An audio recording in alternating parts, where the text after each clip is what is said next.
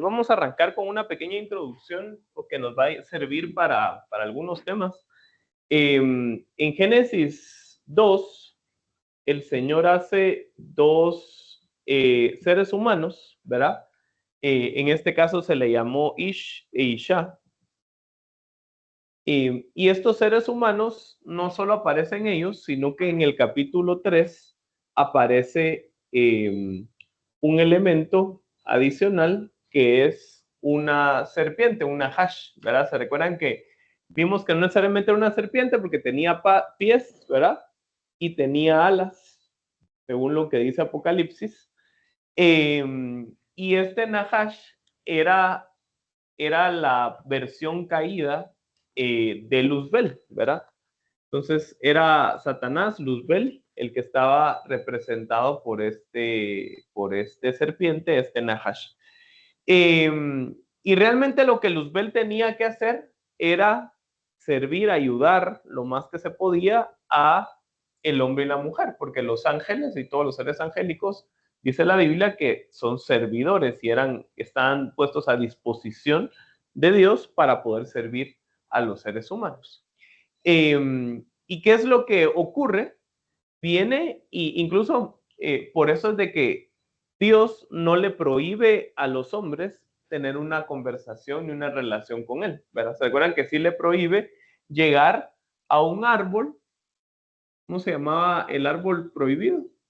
De la sabiduría. A un árbol que es el árbol de la sabiduría, en donde ese árbol ellos no podían comer de su fruto. Sí lo podían tocar, ¿se recuerdan?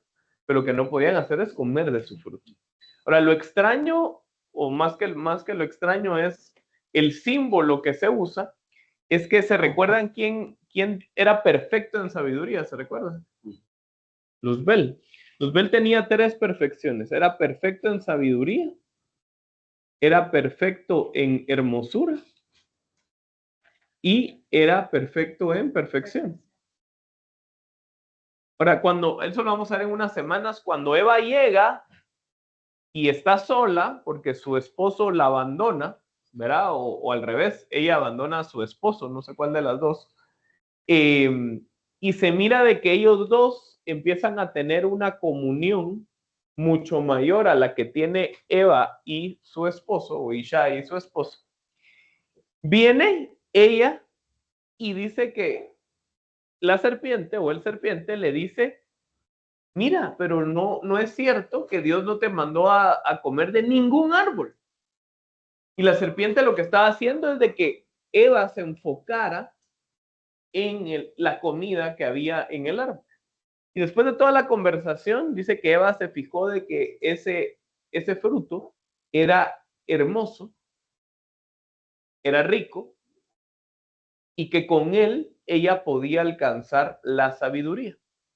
Ahora, cuando ustedes ven esto, ustedes hacen un checklist de lo que este árbol era, y este árbol se llamaba conocimiento del bien y del mal, de la sabiduría, era hermoso a la vista, y lo que buscaba Eva es ser como Dios, o sea, ser perfecto. O sea que ustedes cuando lo veamos en unas semanas, se van a dar cuenta que este árbol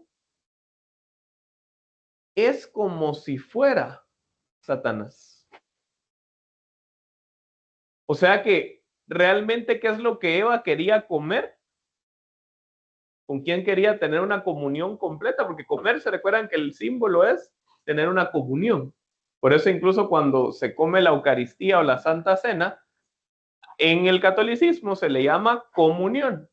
Incluso por eso se le llama primera comunión. Porque es la primera vez que uno va a comer, en este caso, la esencia, dependiendo de cómo crean, o el espíritu de Cristo. Entonces, este árbol, porque es súper importante ver esto para poder entender ahorita que vamos a hablar un poco de la Santa Cena o de la Eucaristía. Entonces, este árbol que ella comió era un árbol, pero a la vez, y aquí es donde hay que creer o no creer, era una representación de Luzbel, o era el mismo Luzbel. Hay dos opciones: que era una representación o que era el mismo Luzbel. Pero lo extraño de todo esto es que la Biblia tipifica los árboles como símbolo de seres creados. Eso lo vemos en el Salmo 1. El Salmo 1 dice que nosotros debemos de ser como árboles plantados junto a corrientes de río, que damos fruto a su tiempo y con nuestra hoja no cae. Por otro lado, cuando ellos caen, los dos caen ya, ¿y a dónde se van a esconder? ¿Se recuerdan a dónde se esconden? Detrás de los árboles. De higuera es, ¿no? Ellos se esconden detrás de unos árboles. ¿Pero qué usan para vestirse? Las hojas del mismo árbol con el que cayeron. ¿Quién es el que plantea la mentalidad religiosa en los seres humanos para no adorar o buscar verdaderamente a Dios, sino que buscarlo a través de religión? El mismo Luzbel. Entonces, sea que creamos en el símbolo, o sea que creamos en la materialización del símbolo, o sea que es una realidad, lo que ocurrió en el huerto es que Eva comió de algo satánico, de algo puesto por Satanás. El árbol no era puesto por Satanás, porque el árbol, ¿quién lo puso? Dios. Pero ellos comieron algo que estaba inducido por el mismo Satanás. Y si nos vamos un poco más al extremo y creemos que este árbol de la sabiduría era Satanás, entonces Eva y después Adán comieron del mismo Satanás. Pero es bien importante esto, mucha, porque hoy, gracias a todo el internet, a la globalización y también a todos los leaks que han habido de múltiples cosas, hoy sabemos que Jeffrey Epstein, y eso lo sabíamos desde hace como 3 o 4 años, antes de que surgiera lo de Epstein. Los artistas de Hollywood, el tema político alto, ¿verdad? Especialmente de Estados Unidos y de Europa, empezaron a darse cuenta que podían rejuvenecer. Y yo que estoy en el Capullé siempre me molestaba de que la directora del Capullé, que se llamaba Blanca Pérez de Araton, ¿verdad? Yo me recuerdo que cuando nos graduó a nosotros en el año 2007, ya estaba bien viejita, mucha, o sea, realmente viejita, ¿verdad? Y después a los 8 años todavía graduó a mi primo, y cuando llegué a la graduación de mi primo dije, bueno, una hija o alguien va a dar las palabras. ¡Ella apareció! ¿verdad? O sea, apareció y dio las palabras y todo, y dije, descubrieron la fuente de la juventud, ¿verdad? Y como ahí en el colegio había un bosquecito, que el bosquecito lo destruyeron por hacer más construcción, yo siempre dije de que en el bosquecito estaba escondido el pozo del agua de la juventud, ¿verdad? Y ahí tomaban ellas del pozo, y cuando destruyeron el bosquecito ya se quedaron sin agua, ¿verdad? Pero realmente los artistas y esta élite de políticos descubrieron que ellos podían comer de algo para poder ser un poquito más jóvenes y poder mantener una vida más alargada. ¿Alguien sabe cómo se llama lo que ellos comen? La sangre. Ajá, adeno. Ajá. Y esta palabra es una palabra compuesta, ¿verdad? Que la primera parte, adreno, viene de la palabra adrenalina. ¿Saben por qué es que es adrenalina lo que comen? ¿Y cómo es que comen la adrenalina? Y aquí es donde empieza, ojo, porque hay una batalla de qué comemos. Y aquí es donde, esa es la parte central de la fiesta de los panes sin levadura, que después deriva a la Santa Cena, a una parte de la Santa Cena o de la Eucaristía. Y el adrenocromo se produce cuando alguien se asusta o vive una emoción muy fuerte, buena o mala. De cuando ustedes vienen y están caminando por la calle tranquilamente y vienen miran un chucho, y en esos medios se acercan con el chucho. Chucho para los peruanos, españoles, están escuchándonos, es perro, ¿va? Cuando miran un perro, y pasan a la par tranquilos, y el perro solo eso se deja ir y ¡guau! ¿Qué es lo que pasa con su cuerpo? Automáticamente genera adrenalina. ¿Para qué genera la adrenalina? para reaccionar y poder salir corriendo más rápido que los jamaiquinos, ¿verdad? Ahora, ¿de dónde sacan ellos el adrenocromo? Ellos lo sacan de la sangre.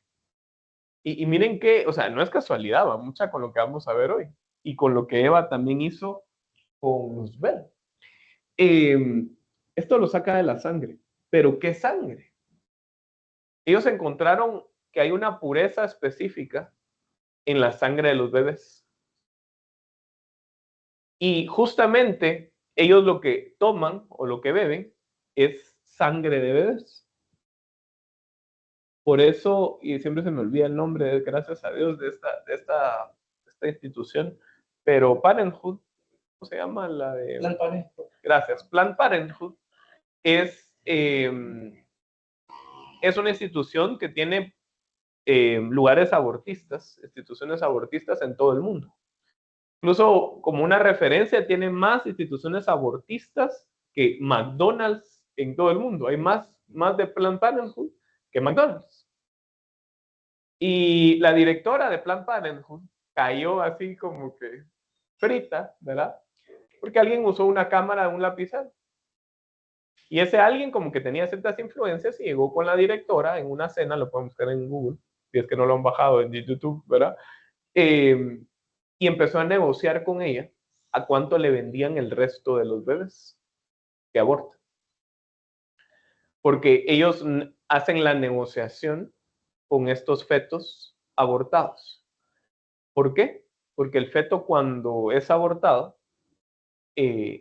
empieza a estresarse y empieza a preocuparse y lo que genera justamente es adrenalina. Y de ahí surge el adrenocromo. Ustedes pueden googlear, ¿verdad? Ahí ahorita hay un montón de videos, un montón, donde hasta las mismas series, hasta caricaturas, ponen hasta semi-escondidos, ¿verdad? Como huevos de Pascua, ¿verdad? Entonces han visto los huevos de Pascua que como que van poniendo pistas. Ponen todo lo que tiene que ver con adrenocromo.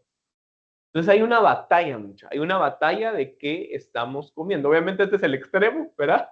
Porque ellos están comiendo eso por temas satánicos. Y lo que ellos quieren hacer es no morirse.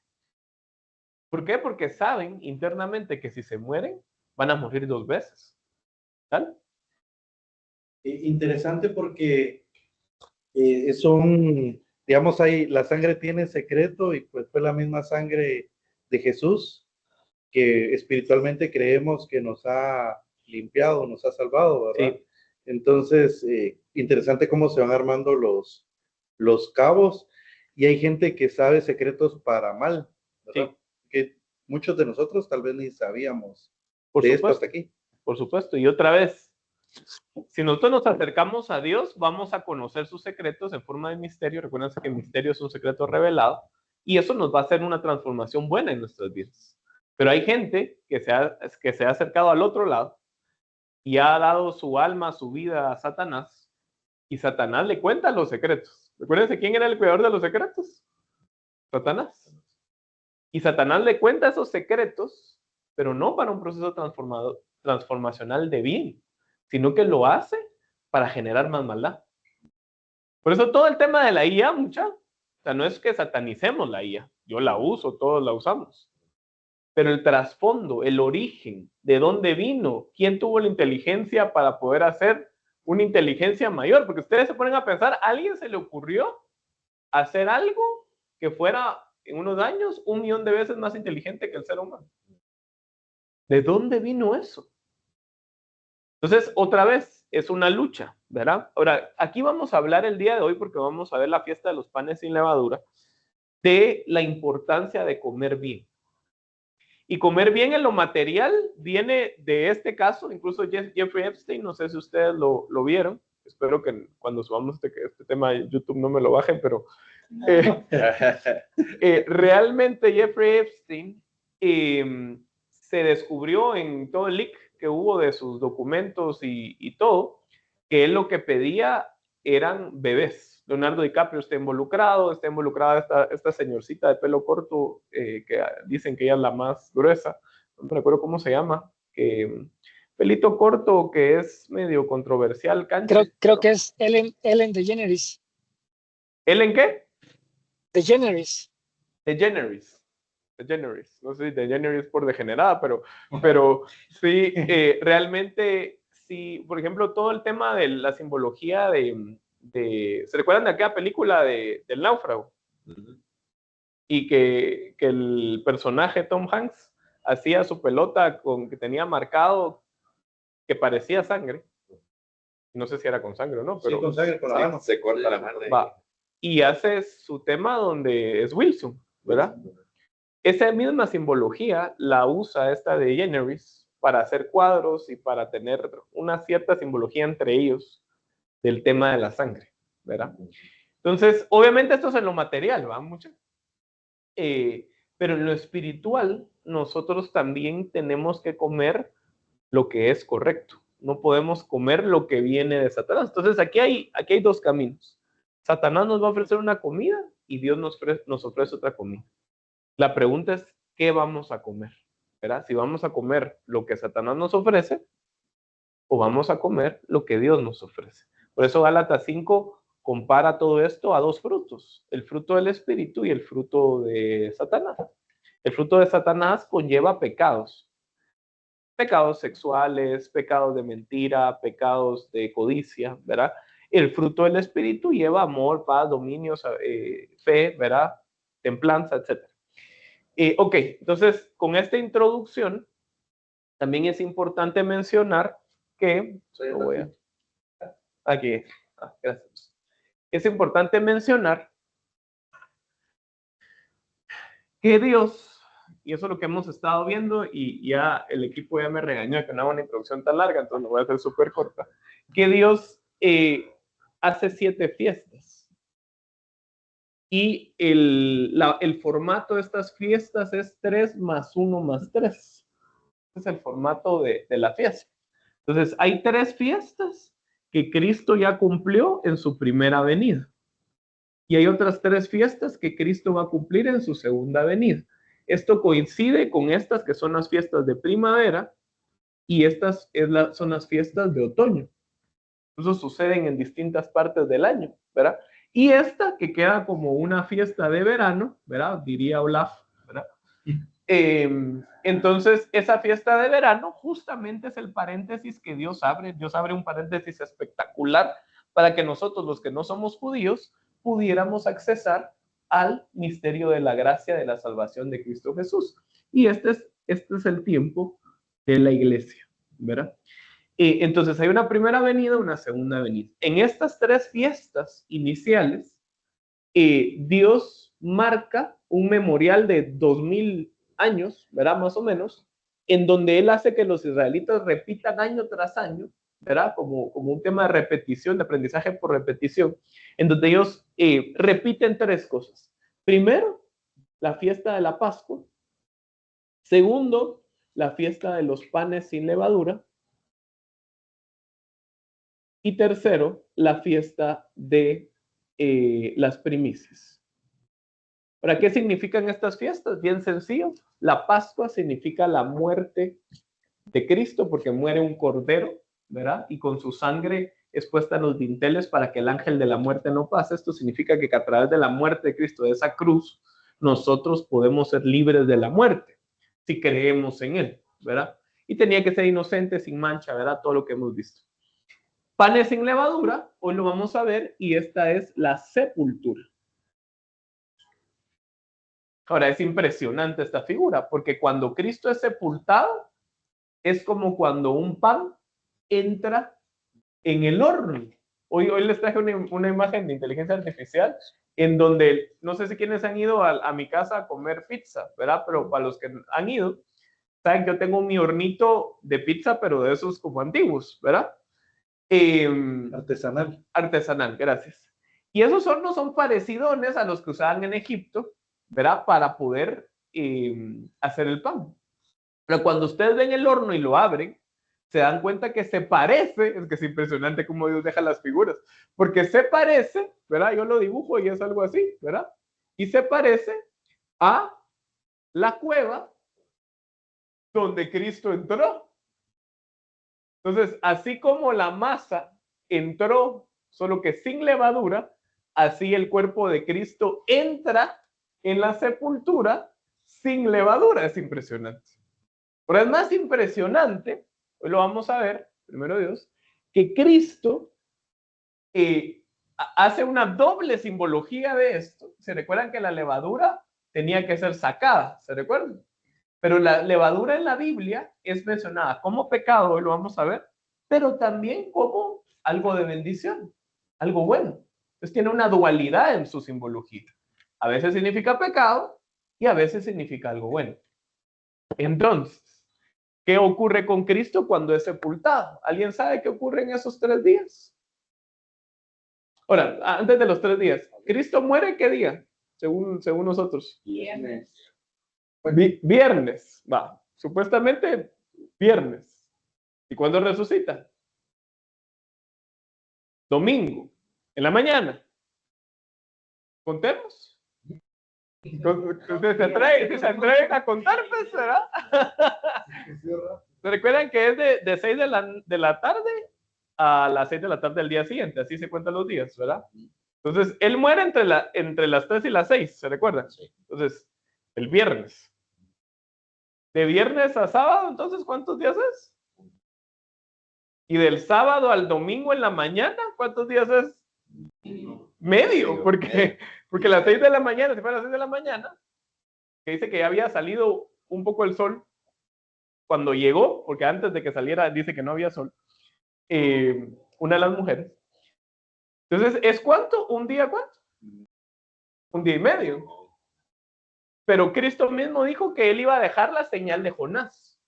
¿Y la señal de Jonás cuál era?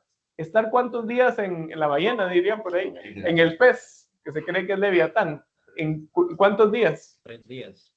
3 días, pero es específico. Y 3 noches. O sea que no son 3 días para decir, bueno, es tal vez 2 y medio y se aproxima a 3, sino que son 3 días completos, porque tiene 3 noches completas. Entonces, ¿hay gato encerrado o no hay gato encerrado? Ahorita no vamos a ver eso, lo vamos a ver después, pero aquí hay varias opciones. O no fue veraz lo que Cristo dijo, que eso sí no lo creemos, pues esperamos que tuvo que pasar como él dijo. Si todo pasó como él dijo, hasta con horas y demás, ¿cómo esto no va a pasar con horas? O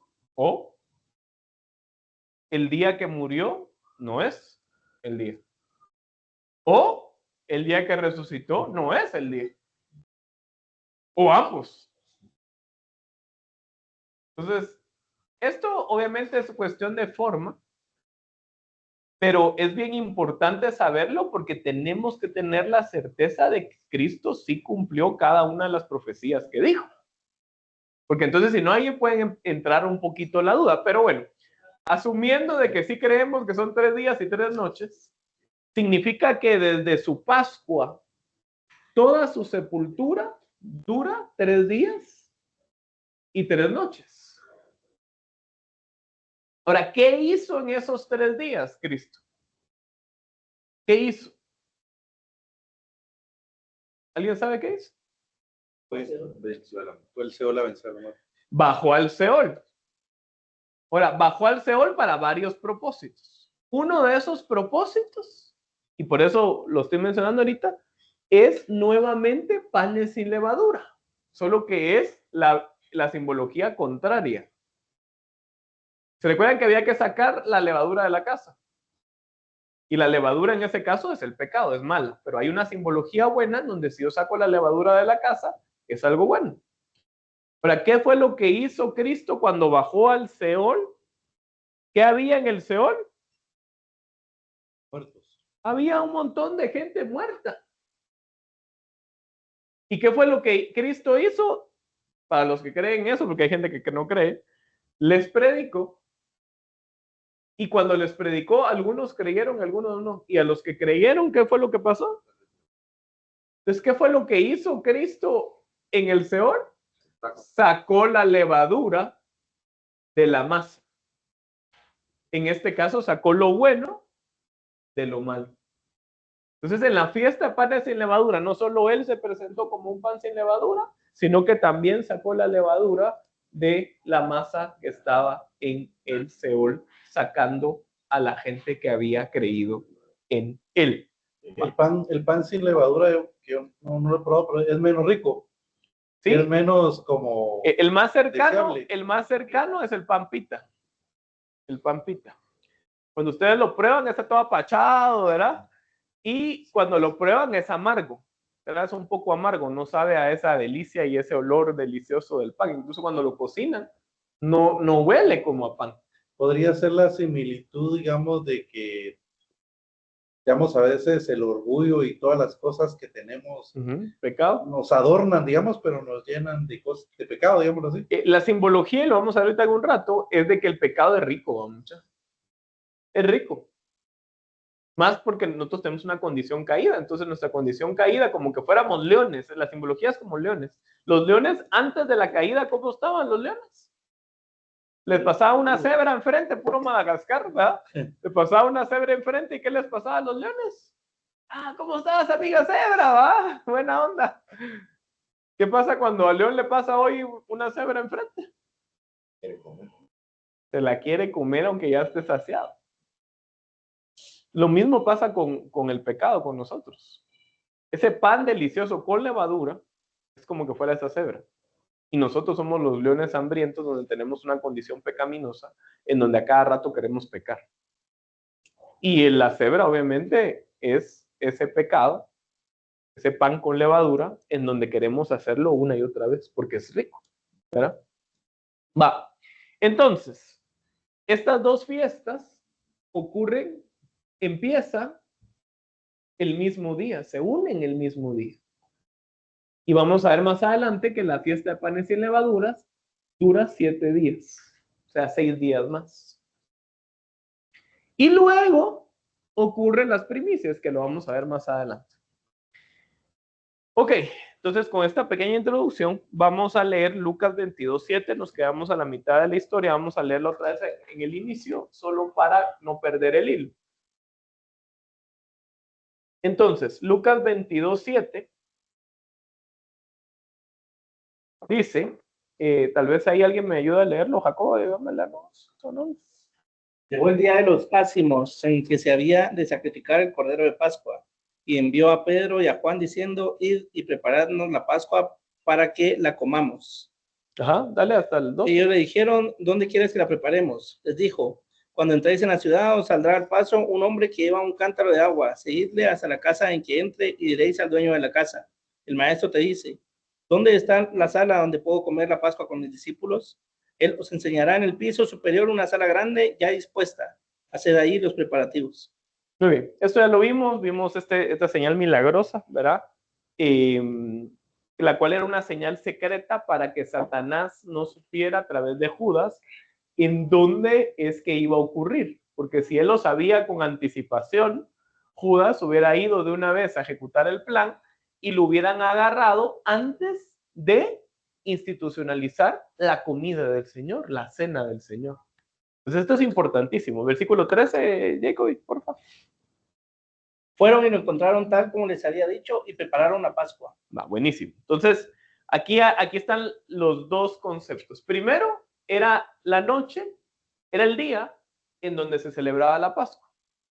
Pero iba a empezar el día en donde empezaba la fiesta de los panes sin levadura. Porque el día de la Pascua era 14 de Nisan y el día de la panes sin levadura era 15 de Nisan. Pero recuérdense que el día empieza en la noche, ¿se recuerdan? ¿Verdad? En la noche del 15 de Nisan se hacía una cena para aprovechar el cordero que habían sacrificado el 14. Entonces el cordero lo sacrificaban al final del día del 14, o sea, entre las 3 y las 6 de la tarde, justamente cuando Cristo muere, y ese cordero muerto se lo llevaban, lo preparaban a la cena para comérselo con el pan. Entonces había cordero, ¿verdad?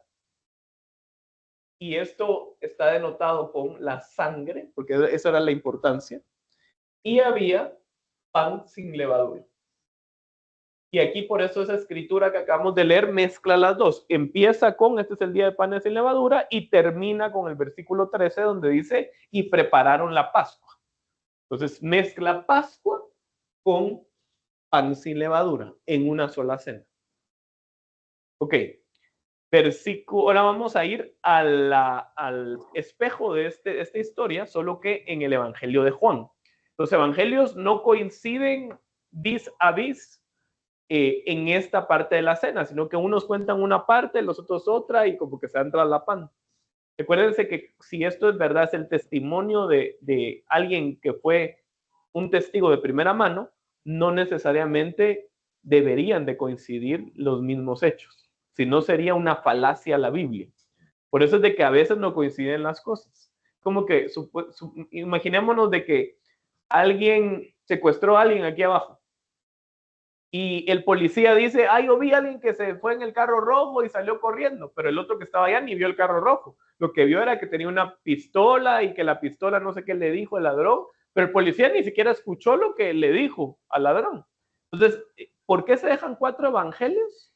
Aparte porque simbolizan el león, verá, el águila y el ser humano. Hay otra simbología perfecta, pero ¿por qué dejan 4? Porque son 4 testimonios de testigos que están viendo un hecho que sí pasó, ¿verdad? Juan 13:21 dice, dicho esto, Jesús se angustió profundamente. Aquí ya estaban en la cena de Pascua. Vamos a obviar todas las partes anteriores porque quiero enfocarme en panes sin levadura. Pero dice que dicho esto, Jesús se angustió profundamente y declaró, ciertamente les aseguro que uno de ustedes me va a traicionar. Esto ya lo vimos también en parte la vez pasada. Ahora, lo que no vimos es de que dice Eclesiastés que no hay nada nuevo debajo del sol. Todo es un ciclo y se repite. Ahora, cuando nosotros vemos esta cena y vemos que Jesús estaba angustiado porque uno de ellos lo iba a traicionar, esto me recuerda al momento en el cual hubo el traidor original. ¿Quién era el traidor original? Luzbel. Y Luzbel dice el libro de Job que entraba en la corte celestial. Y en la corte celestial, porque Dios no se maneja solo, a pesar de que él puede tomar decisiones solito, él maneja una corte. Y en esa corte celestial, tipo el Juego de Tronos, ¿han visto Juego de Tronos? Cuando se decide algo, que está el rey ahí y está la mano del rey y toda la corte, casi siempre se hace una cena. Y entonces Jesús se angustia porque realmente esto fue un déjà vu lo que tuvo. Esto ya lo vivió. Y lo vivió en la mesa del rey, pero en el cielo. ¿Y quién estaba sentado porque era el protector de los secretos? Era justamente la mano del rey.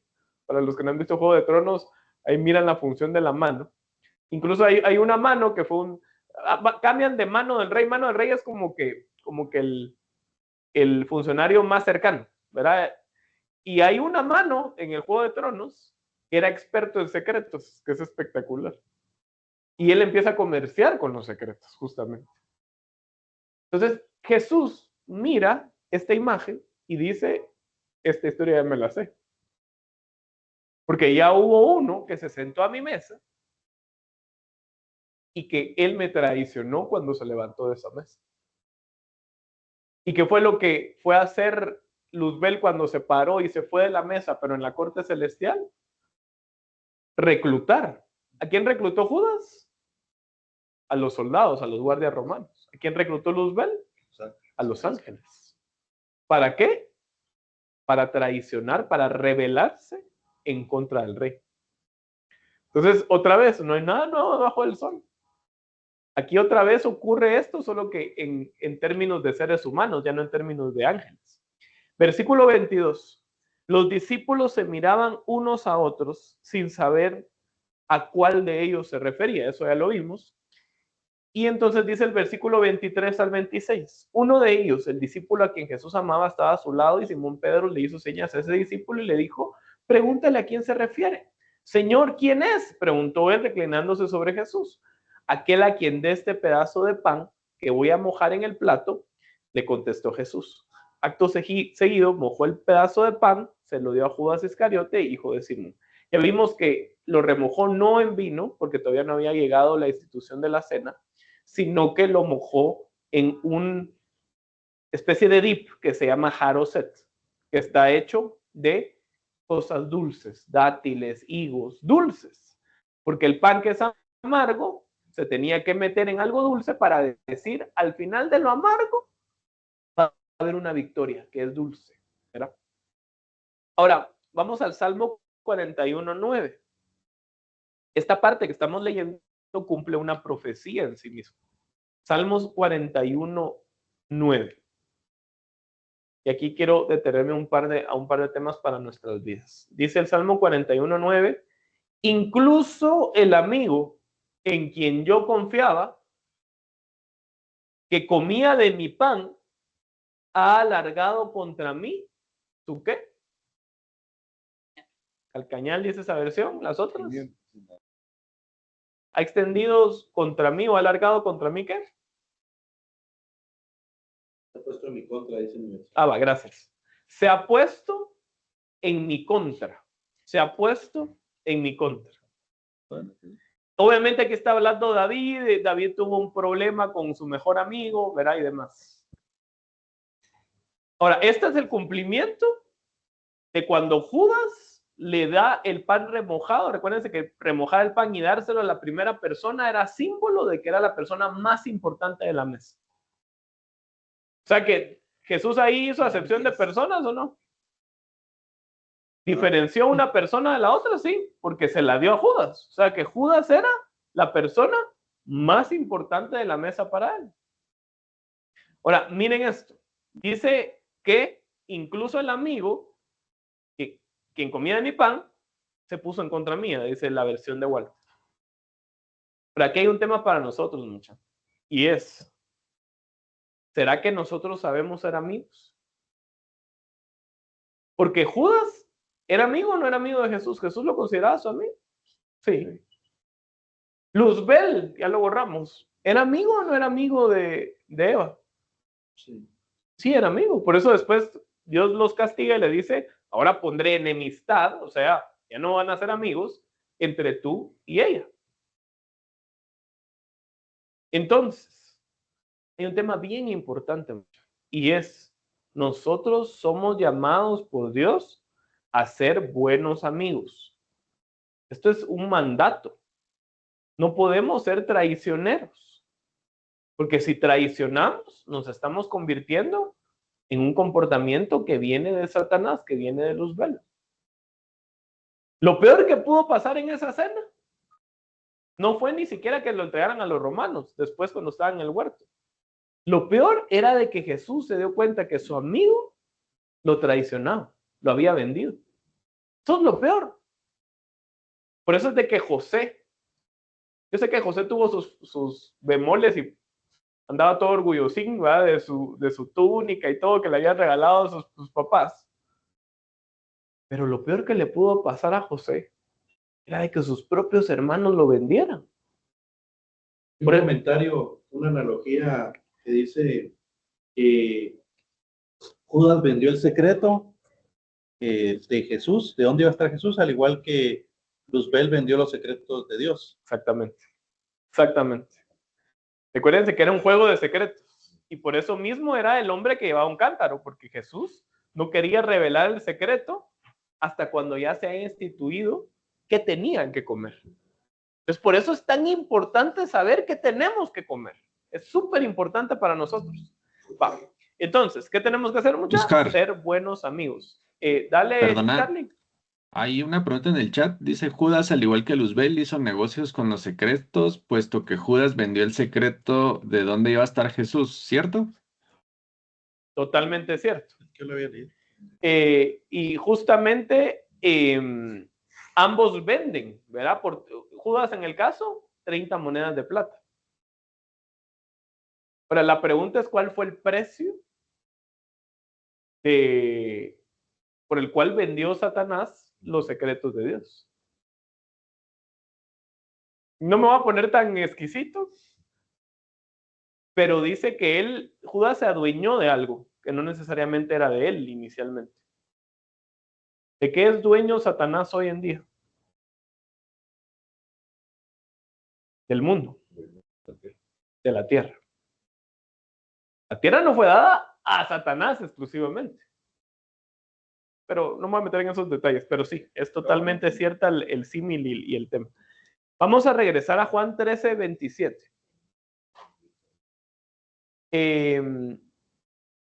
Y entonces dice, miren, pues, miren la importancia de qué comemos.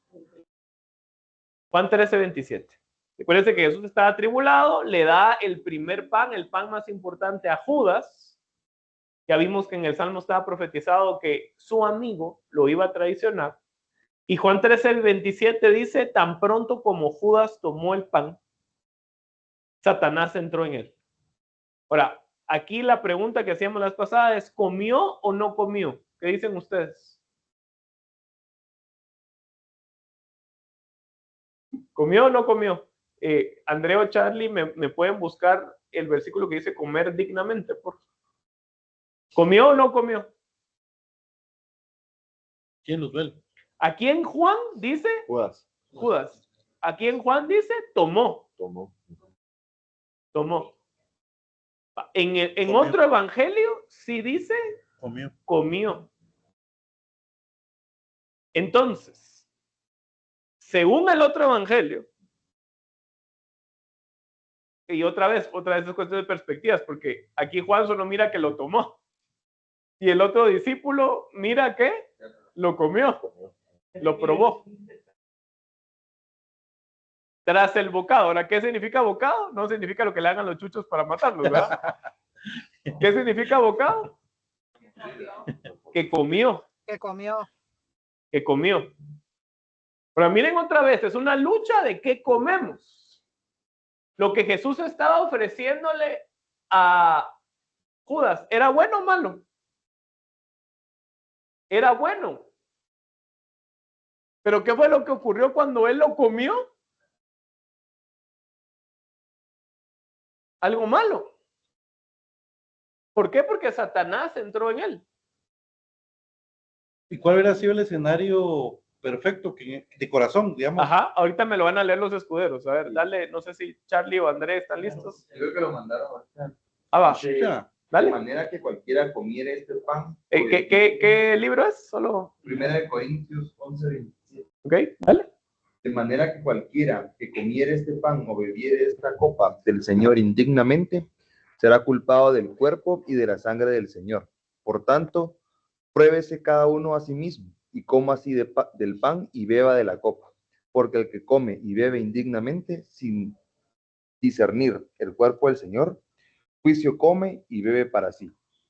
Por lo cual hay muchos enfermos y debilitados entre vosotros, y muchos duermen. Si pues nos examinemos a nosotros mismos, no seríamos juzgados. Mas siendo juzgados, somos castigados por el Señor para que no seamos condenados con el mundo. Ok. Entonces, ¿la comida es buena o mala? Buena. La Santa Cena o la Eucaristía, dependiendo de qué religión sean, ¿es buena o mala? Pero nos puede llevar a dos caminos. A un camino malo y a un camino bueno. Y vuelvo al ejemplo del árbol de la sabiduría. ¿El árbol de la sabiduría era bueno o malo? Era bueno. Todo lo que Dios creó es bueno. Pero comer de su fruto les podía llevar a dos caminos. Ahora, ¿cuál es la diferencia entonces entre estas flechas? ¿Cómo hacemos para ir al camino bueno y no al malo? Corintios nos empieza a dar una pista. Y es que tenemos que comer de la comida que nos da Dios. La antítesis sería dignamente. O sea, que ¿qué le pasó a Judas cuando él sí comió? Pero comió indignamente. Ahora, para que nos haga bien, entonces, ¿qué tenemos que hacer? Ahora, ¿qué significa? Porque es una palabra muy como hasta monárquica, ¿verdad? Él es digno o no es digno, ¿verdad? ¿Qué significa que alguien sea digno de hacer algo?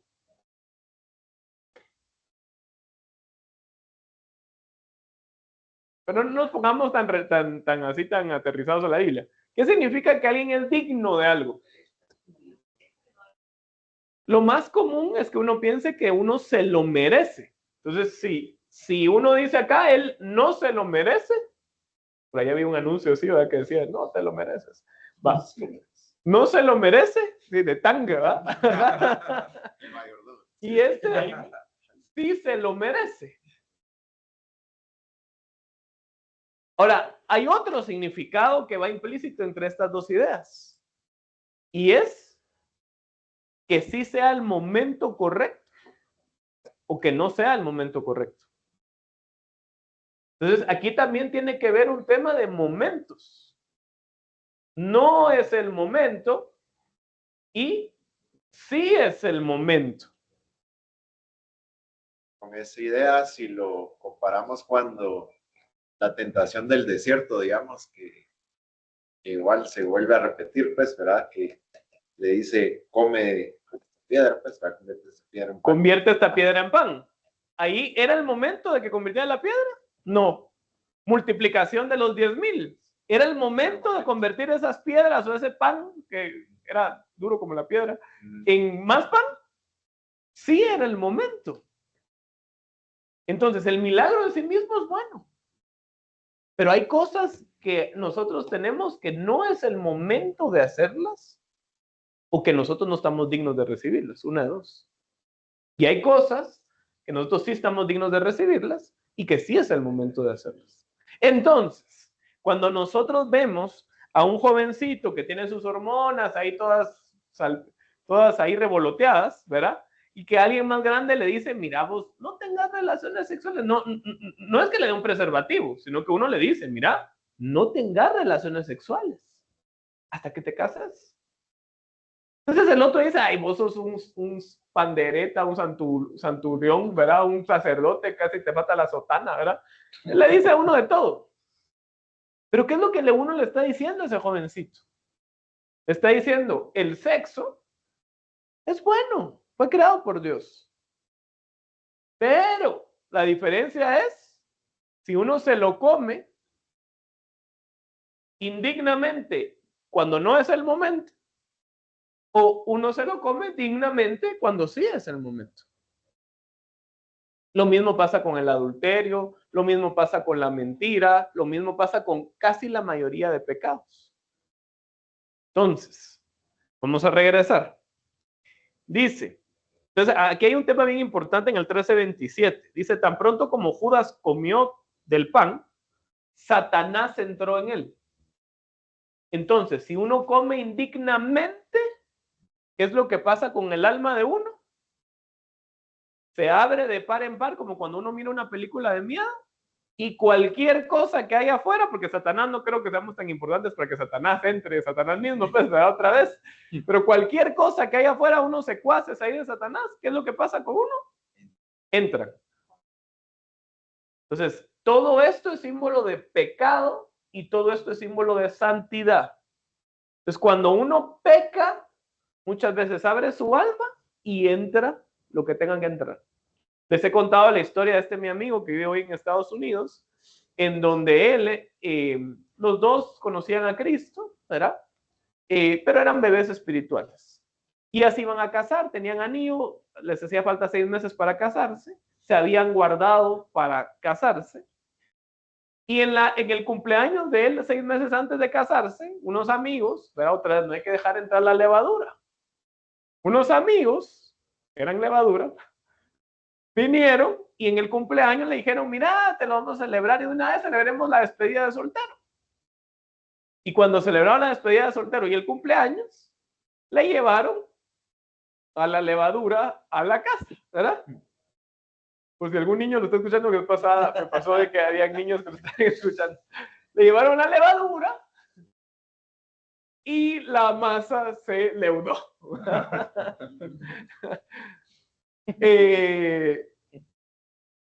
Y él desgastó tantos años, mucha, de mantenerse en santidad, por una noche con una levadura ajena, hasta fea, ¿verdad? Me decía que era, ¿verdad? Y hubo un problema cuando alguien come indignamente. Su alma se abrió en el momento de la relación y los espíritus de ella, porque también el alma de ella se abre, los espíritus que habían en ella entran en él. Y esto, ¿cómo lo sabemos? Dicen ustedes. Porque cuando pasó todo el caso, llegan con nosotros a pedir consejería y resulta que ella, la novia, ya lo perdonó. Lo había perdonado 1000 veces. Y el problema de por qué estaban llegando con nosotros, con mi mamá y conmigo, era porque él no paraba de arrepentirse, de llorar y decía que se sentía el más sucio, indigno y la.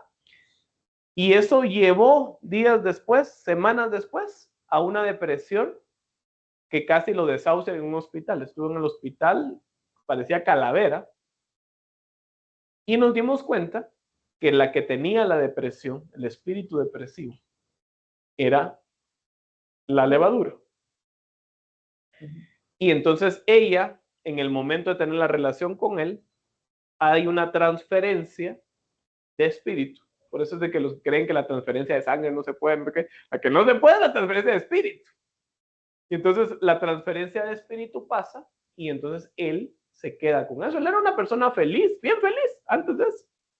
Y después llegó a un punto depresivo clínico después de que ocurrió eso. Obviamente solo Cristo Jesús lo liberó. Todavía hoy, hace 2 años, 1 año y medio lo vi, y todavía le quedan secuelas 8 años después de eso que ocurrió en su alma, ¿verdad? Ok, entonces Satanás entra en Judas. Pero ese es un pecadazo, digamos, pero digamos... Más o menos, pues. Digamos, o sea, sí es un pecado serio, pero créeme que al final...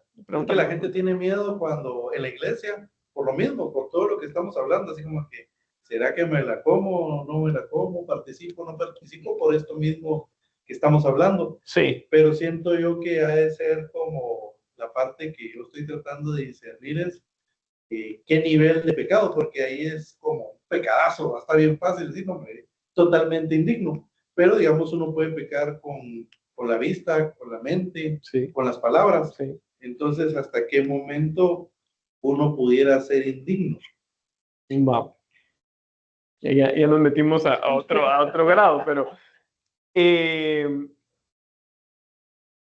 Dios dejó el proceso de santificación, que es el que está tipificado por los panes sin levadura.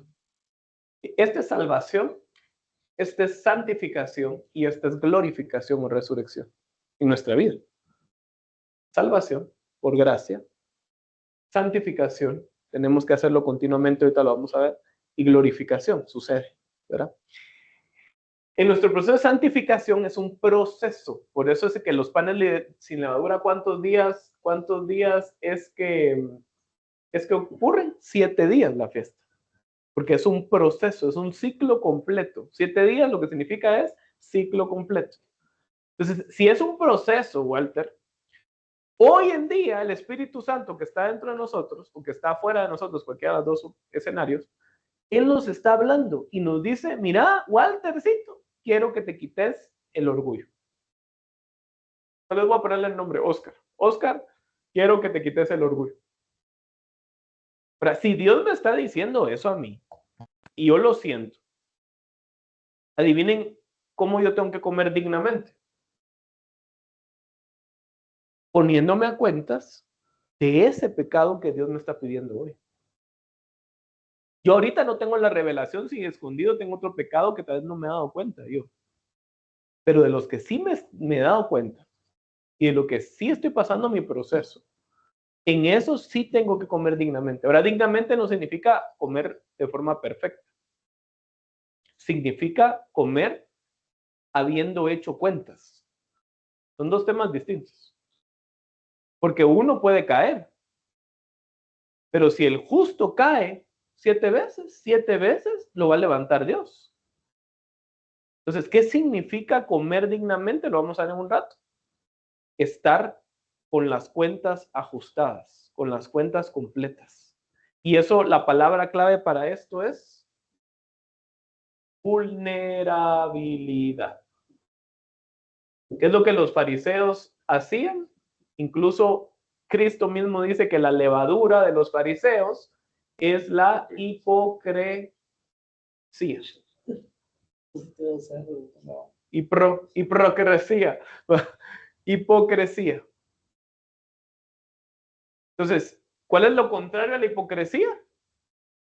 Ser vulnerables.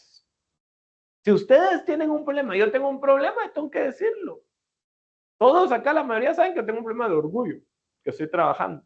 Y a veces un poquito de no ser tan cariñoso, por ejemplo. Es un problema que se puede volver un pecado. Entonces, si yo soy vulnerable, no soy hipócrita. ¿Cuál es la religiosidad? Es cuando yo trato de que soy un disque santo, pero adentro mío está...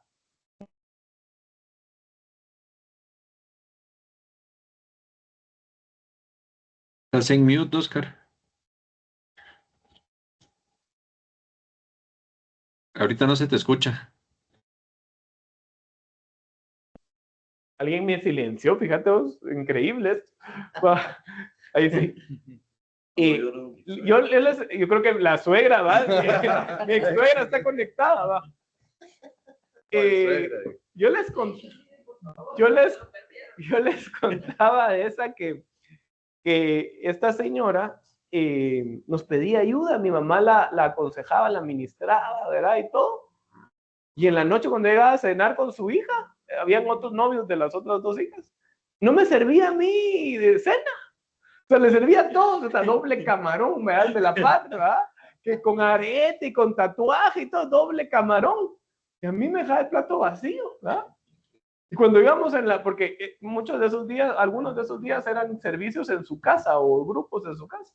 Y en la casa, en el grupo, sí, ¿verdad? Hasta lloraba y todo. Yo, chica, esto sí es más fariseísmo que otra cosa, pues, ¿verdad? Entonces, es mejor ser vulnerable. Es mejor ir a la iglesia a llorar si hay que llorar que a reír cuando nuestro corazón está mal. Entonces tenemos que ser vulnerables. Vamos a seguir. Versículo 27. Lo que vas a hacer, hazlo pronto, le dijo Jesús.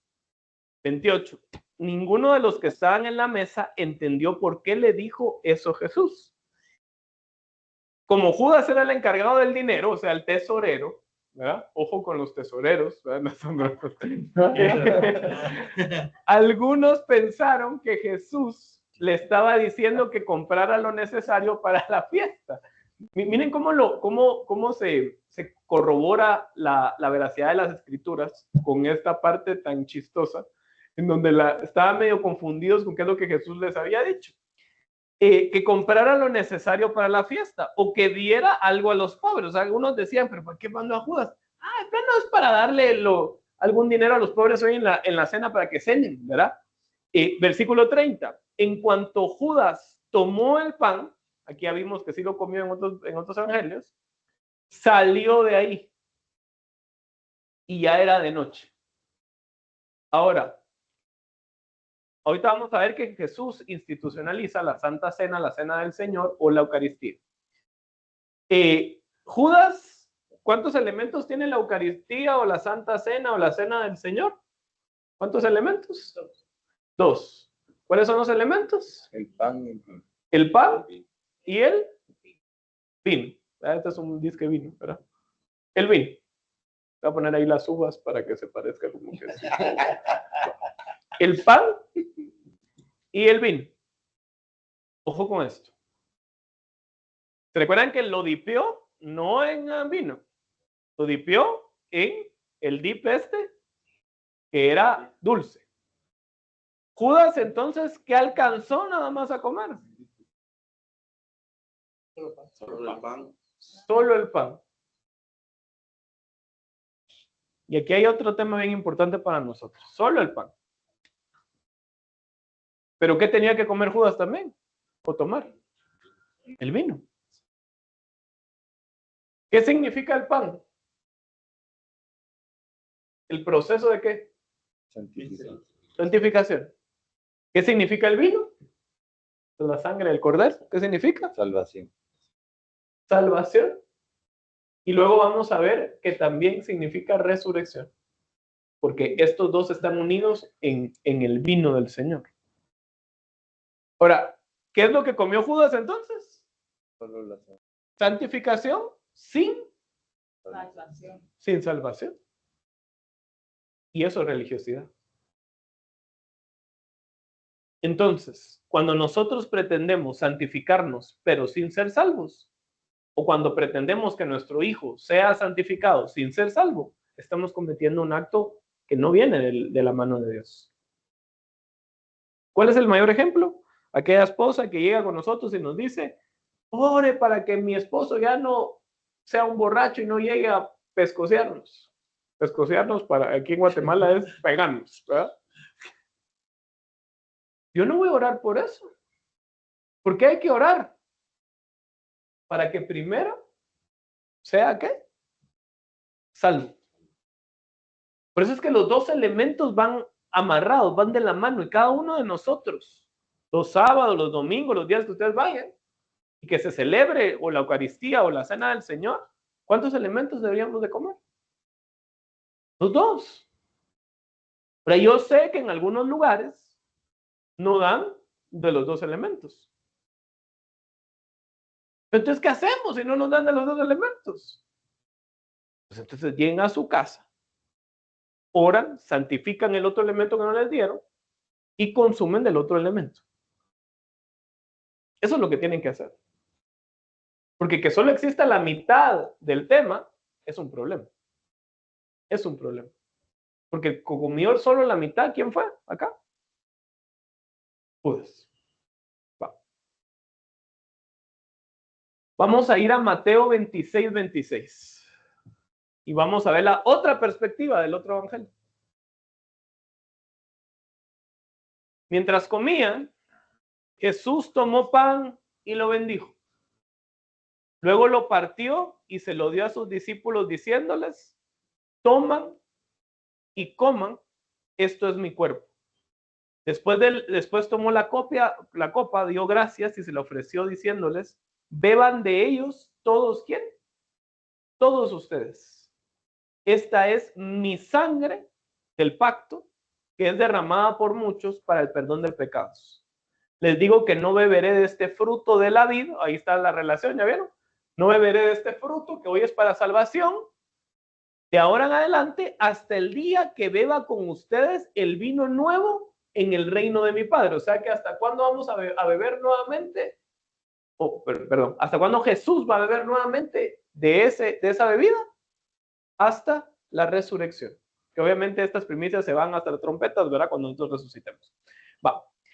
Entonces, dos temas bien importantes. La primera es, Dios institucionaliza, incluso hay otro evangelio que dice, hagan esto en memoria de mí. Cambia la fiesta de los panes sin levadura y la Pascua, o sea, la cena pascual la transforma, no en fondo, sino solo en forma, en ahora la cena del Señor. Entonces, para la iglesia, nosotros no hacemos cena pascual, aunque es un símbolo, sino que lo que nosotros fuimos llamados a hacer es la cena del Señor, la Eucaristía, la Santa Cena. Ahora, para los que son evangélicos, muy evangélicos acá, no saben qué es la Eucaristía. Para los que son muy católicos acá, no saben qué es la Santa Cena. Y como yo vengo de los dos bandos, dirían por ahí, yo sí puedo explicarles. ¿Y cuáles son las diferencias? Vamos, pues, primero, el catolicismo cree en una Eucaristía. La parte protestante cree en una Cena del Señor o Santa Cena. No le voy a poner Cena del Señor, porque Cena del Señor es lo que pasó aquí. Santa Cena. El catolicismo hace esto, la Eucaristía, todas las veces que se reúnen en su culto, que se le llama misa. Misa en sí mismo, en el latín, lo que significa es muerte. ¿Qué significa eso? Que cada vez que se juntan, conmemoran la muerte del Señor. Y que como conmemoran su muerte, entonces hacen una conmemoración de la cena del Señor con los elementos. Cuando un católico puede consumir la cena del Señor o la Eucaristía, cuando hacen algo que se le llama la primera comunión. ¿Por qué se le llama comunión? Porque ya vimos que cenar es tener una comunión con el que está cenando acá. En este caso, ¿con quién está cenando uno cuando hace la cena del Señor? Con Jesús. Entonces, para esa primera comunión hay una preparación, ¿verdad? Que se le llama catequesis, se le llama todavía, ¿verdad? Catequesis o catecismo, para poder entrar dignamente. O sea, el objetivo del catecismo es que nosotros entremos dignamente a empezar a participar de la cena del Señor.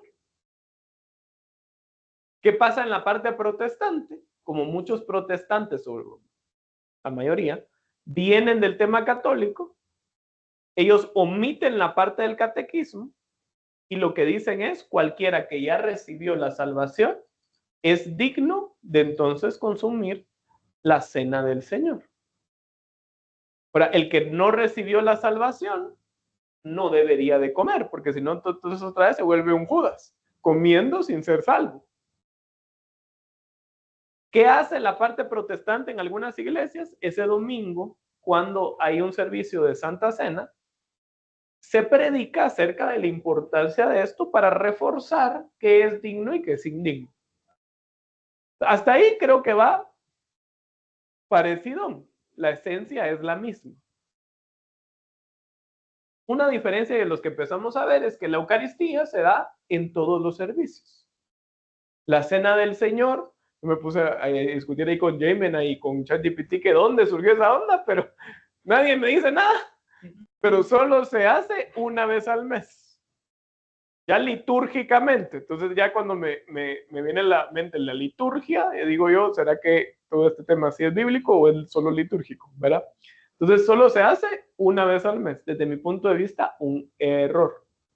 ¿Verdad? Y voy a dar mi punto de vista. Cada quien aquí tiene su punto de vista, tanto en la evangélica como en la católica. ¿Cuáles sí son las diferencias? Tal vez voy a seguir con las que no son diferencias. En lo protestante, lo evangélico, se les llama a toda la congregación a pedir perdón de sus pecados de una forma muy intencional antes de dar los elementos. Entonces se dice: pongámonos a cuentas, algunos se arrodillan, otros solo parados, ¿verdad? Y se les da los elementos. En la parte católica se pide que haya uno de los sacramentos que es de la confesión. Sí es un sacramento todavía, ¿verdad? La confesión. Sí. La confesión antes de tomar la Eucaristía. ¿Para qué? La confesión lo que es juntarse con el sacerdote, exponerle los pecados y recibir una bendición de perdón, ¿verdad? De parte del sacerdote. Entonces en ambas van a lo mismo, que es arrepentirnos de lo que hicimos para comer dignamente, nuevamente. En ambas, el líder espiritual presente, sea sacerdote, cardenal, obispo, pastor, profeta, apóstol, sea cualquiera de las dos ramas, es el que bendice los elementos y bendice a la congregación. Hasta ahí vamos igual. ¿Dónde surgen las diferencias? En el siglo II, o sea que en el año 100 y pico. Ahí empezaban las luchas de teología, doctrinales, entre Orígenes, entre Agustín, ¿verdad? San Agustín. Y empezaban las luchas al punto donde cuando llegó a la Reforma Lutero, se juntaron dos bandos, hubo un gran debate de qué pasaba con las diferencias entre ambas formas de pensar. Entonces, si ustedes se ponen a pensar en la iglesia del año 100 y pico, era la iglesia, no importa si es católica, evangélica, era la iglesia. Y ahí habían estas diferencias. ¿Por qué las exponemos? Para que cada quien le pida a Dios sabiduría para discernir qué es lo que viene de él y qué es lo que no viene de él.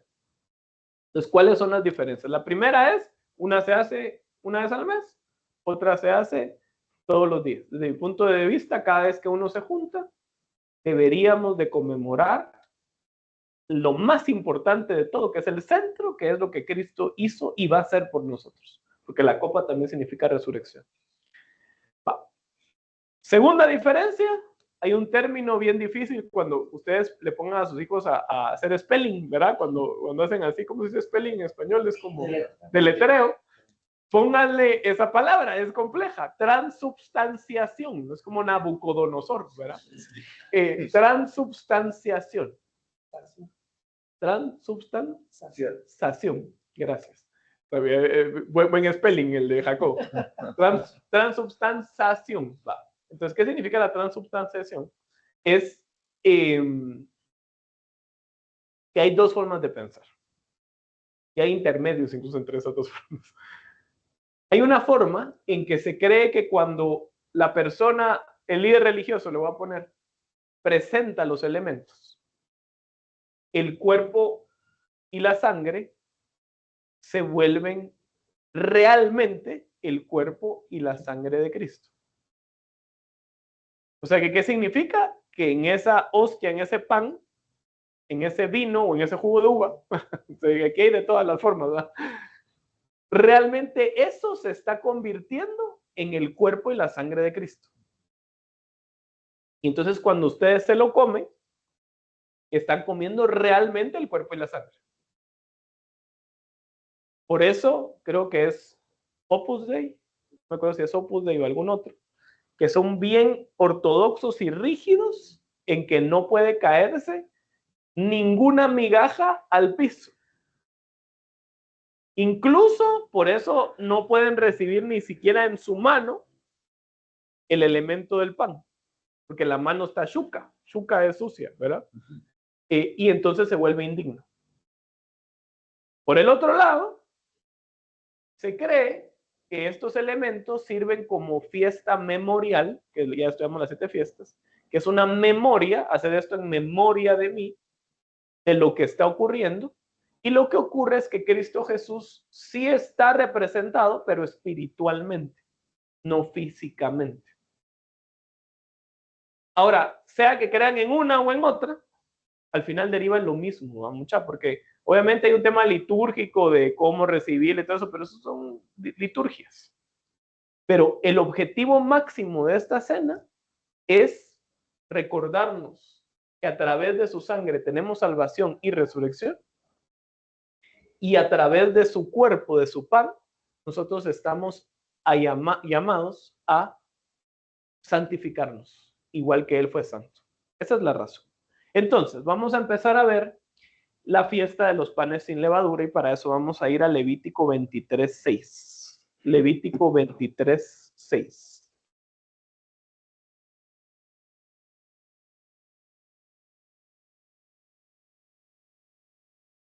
Dice Levítico 23:6, el día 15 del mismo mes, ¿se recuerdan que 14 de Nisan fue la Pascua? El día 15 del mismo mes será la fiesta solemne de los panes sin levadura en honor al Señor. Y después dice, ¿cuántos días comerán? Dice. 7 días comerán. 7 días comerán panes sin levadura. Ahora miren esto, que este tiene un simbolismo espectacular. ¿Cuántos días iban a comer? 7. El primer día celebrarán, ¿qué dice? ¿Una qué? Santa convocación. Una santa convocación. ¿Qué dicen otras versiones? Reunión sagrada, algunas otras. Asamblea Santa. La Asamblea Santa. En el primer día iba a haber una Asamblea Santa, una santa convocación. Ustedes saben que la palabra iglesia viene de asamblea. Cuando uno va a la iglesia, al culto, va a una asamblea. Entonces hay unas iglesias protestantes que se llaman asambleas de Dios. Ahora, ese es el primer día. Y dice, no harán ningún trabajo de esclavos en ese primer día. Versículo 8, durante 7 días me presentarán una ofrenda encendida. O sea que a partir de ese día y todos los días siguientes, tenían que presentar, ¿qué? Una ofrenda. Aquí no estoy pidiéndoles yo ofrenda, ni diezmo, ni nada, ¿verdad, muchachos? Pero todos los días que tenían que hacer, presentar ofrenda. Y qué impresionante. El séptimo día celebrarán una ¿qué? ¿Qué dice sus Biblias? Otra vez, una santa convocación. Y no harán ni un trabajo de esclavos ese día. O sea que el séptimo día también tenía, ¿qué? ¿Otra qué? Asamblea. Otra asamblea. ¿Qué es una asamblea? Es celebrar un Shabbat. Pero no importa qué día cae, porque el 15 de Nisan puede caer un miércoles, un jueves, un viernes, no importa.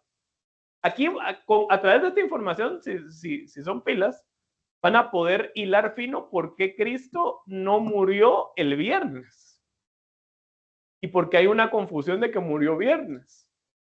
Y así muy superficial, quitando el tiempo de verlo, se cree que Cristo murió viernes porque era antes del Shabbat. Pero el Shabbat lo asocian al calendario grecorromano del sábado.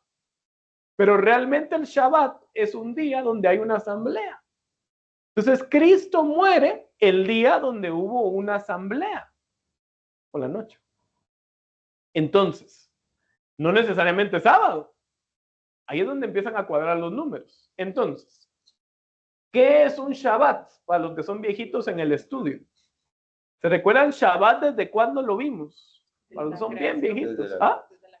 Desde la creación. ¿Y el Shabbat qué día era? ¿Era el día qué? El día 7. Ahora, ¿qué tipifica el día 7? Es cuando Dios, ¿qué pasa con el día 7? Descansa. Pero Deja vimos de que no crear. descansa, No, ¿verdad? deja de crear. Deja de crear, ¿para qué?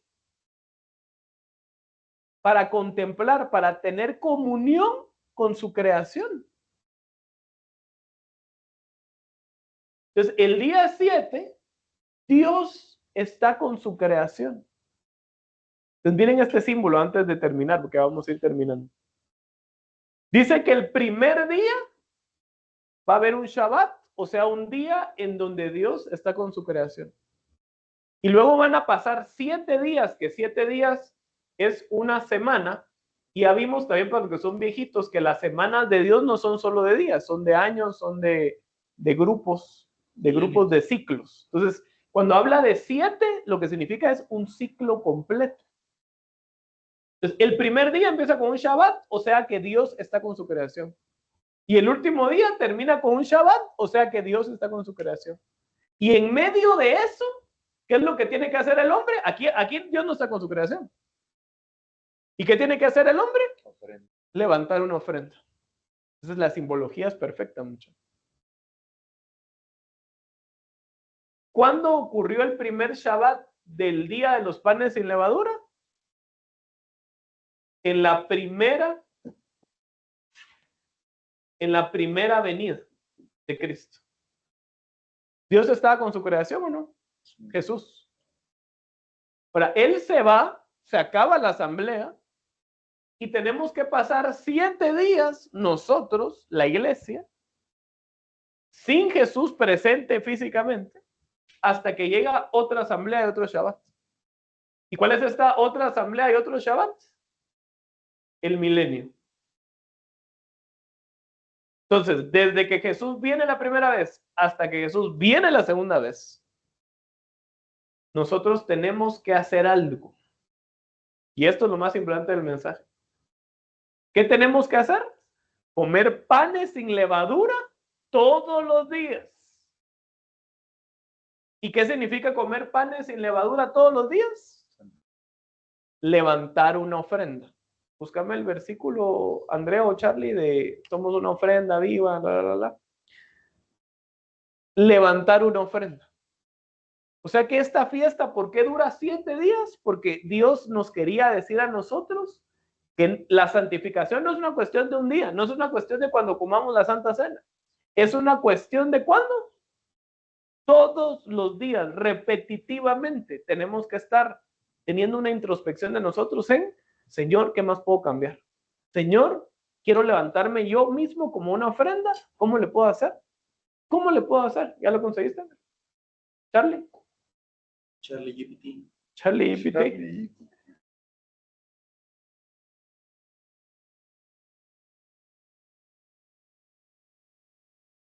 Léelo si quieres, recio aquí. Así que, hermanos, os ruego por la misericordia de Dios que presentéis vuestros cuerpos en sacrificio vivo, santo, agradable a Dios, en vuestro culto racional. Romanos 2:1. Gracias. O sea que el culto racional, la asamblea racional que ocurre entre una asamblea y otra, ¿cuál es? Presentarnos a nosotros como un sacrificio, una ofrenda viva. Y ese es el significado de la fiesta de los panes sin levadura. Ahora, ¿qué significa? Es obvio, sacar la levadura de nosotros. ¿Y qué es la levadura? El pecado. Hay una frase que podría servirles, que pueden ustedes pensar o decir en su oración: Señor, vacíame, Señor, lléname y Señor, úsame. Entonces, de alguna forma es ese símil, ¿verdad? De vaciarme. Y Luisca dio el orden exacto. El orden es: yo primero entrego, luego recibo y luego entonces soy usado por lo que ya tengo. Entonces, lo primero que tengo que hacer en mi oración es ser vulnerable, ya lo borré, ser vulnerable y decir: yo tengo esto, ayúdame. Pero lo segundo que tengo que hacer es llenarme de algo, porque si la Biblia dice, y ya no voy a poner a los escuderos en apuros, pero ahí la dice que si mi corazón es vaciado de todo lo malo, si yo no lleno la casa, vienen 7 cosas peores, espíritus en ese caso. Entonces, ¿qué tengo que hacer yo? No solo vaciarme, sino que llenarme. Vamos a terminar leyendo Juan 6:26. Juan 6:26.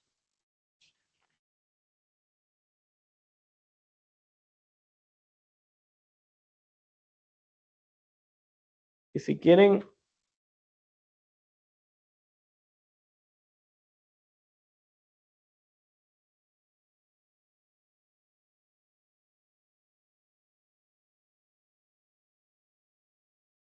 si ustedes se dan cuenta en su Biblia, en Juan 6, Jesús multiplica los panes.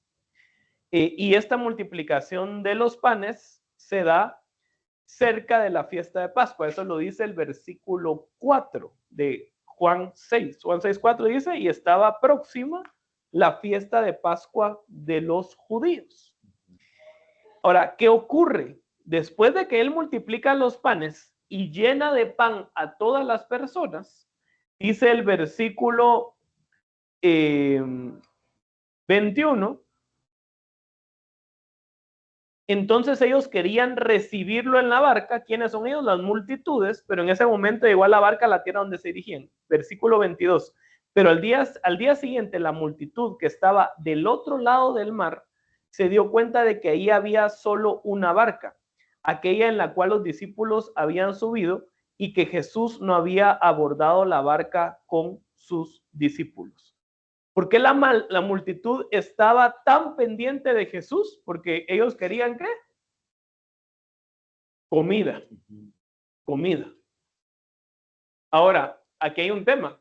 Estaban buscando a Jesús por una comida terrenal para saciar su hambre. Y ese puede ser el error nuestro en las iglesias, muchachos. Si nosotros vamos a la iglesia para saciar un deseo, una promesa, un sueño, pero no a llenarnos de él, como dijo Luisca, entonces nosotros estamos cayendo en religiosidad. ¿Cuánta gente va a las iglesias hoy a pedir que le cambien al marido, que le cambien al hijo, recibir una promesa X, Y, Z, pedir el aumento, la promoción de su trabajo, qué sé yo, pero no va a buscar realmente a Jesús? Y hoy vamos a cerrar leyendo el versículo 26 de Juan 6, y Jesús les dijo: de cierto les digo, que me buscan no a causa de que vieron las señales, sino porque comieron pan y se saciaron. No trabajen por el alimento que perece, sino por el alimento que da vida eterna, el cual les dará el Hijo del Hombre, pues a este selló el Padre. Ellos le preguntaron: ¿qué haremos para poner en práctica las obras de Dios? Y dice: esta es la obra de Dios, que crean en él que me envió. Y luego el versículo 32 dice, Jesús les dijo, de cierto les digo, Moisés no fue quien les dio el pan del cielo, sino que mi Padre es quien les da el verdadero pan del cielo. Porque el pan del cielo, o el pan de Dios, es aquel que descendió del cielo y da vida al mundo. Y Jesús dijo en el 35, yo soy el pan de vida, el que cree en mí no tendrá hambre, y el que cree en mí no tendrá sed jamás. Entonces, vamos a prepararnos para la siguiente semana, seguir entendiendo y terminar de entender qué significa santificarnos. Santificarnos primariamente significa a recibir el pan del cielo, que en este caso es recibir a Jesús en nuestro corazón. Así que vamos a orar. Gracias te damos, Señor, por esta semana. Gracias porque tú nos amas. Te pedimos que nos acompañes, Señor, en esta semana, pero sobre todo te pedimos que puedas tú hablarnos a nosotros. ¿Qué cosas tenemos que cambiar? ¿Qué cosas tenemos que dejar de hacer? ¿Qué pecados ocultos tenemos? ¿Qué pecados que son evidentes tenemos que dejarlos de una vez por todas, Señor? Ayúdanos a presentarnos como una ofrenda viva a ti cada uno de estos días que vienen. En el nombre de Jesús. Amén. Amén. Gracias a todos.